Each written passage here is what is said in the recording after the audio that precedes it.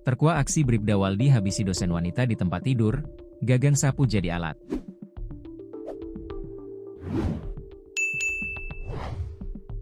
Akhirnya terkuak aksi Bribda Waldi saat menghabisi dosen wanita berinisial EY di Kabupaten Bungo, Jambi. Anggota polisi yang berdinas di Polres Tebo tersebut ternyata membunuh dosen Erni Yunita alias EY di tempat tidur. Bahkan Bribda Waldi menggunakan alat gagang sapu untuk menghilangkan nyawa dosen EY. Padahal sebelum pembunuhan itu terjadi, korban EY dan oknum polisi Bribda Waldi sempat makan bersama saat keduanya bertemu di luar rumah.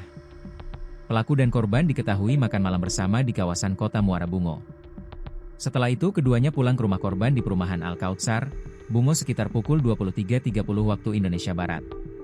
Sebelum peristiwa ini terjadi, korban dan pelaku sempat pergi makan di salah satu tempat di Kota Muara Bungo.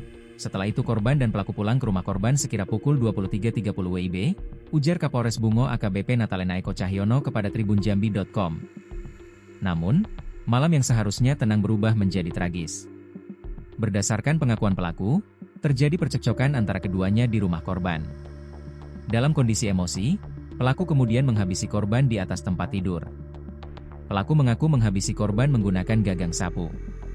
Saat korban dalam posisi terbaring, pelaku mencekik leher korban dengan gagang sapu hingga korban kehabisan napas dan meninggal dunia, katanya. Tak berhenti di situ, setelah memastikan korban tak lagi bernyawa, pelaku menguras harta benda milik korban. Barang-barang yang dibawa kabur diantaranya sepeda motor Honda PCX, mobil Honda Jazz, telepon genggam, serta sejumlah perhiasan. AKBP Natalena menegaskan, pihaknya telah menetapkan pasal berat terhadap pelaku. Sampai saat ini kita sudah memberlakukan pasal yang disangkakan, yakni pasal 340 subsidiar 338 KUHP, kemudian pasal 351 ayat 3, serta yungto pasal 181 KUHP.